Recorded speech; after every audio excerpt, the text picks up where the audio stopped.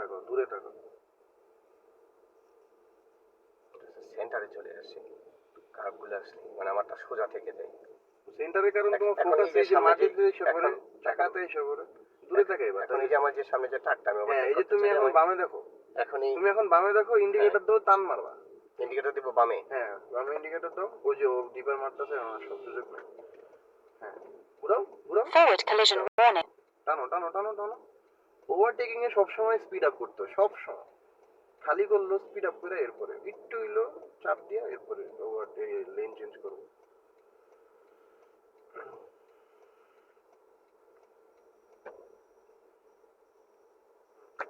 ব্রেকে পা, এত না, ব্রেক করছো কেন? দূরে থাকো, দূরে থাকো।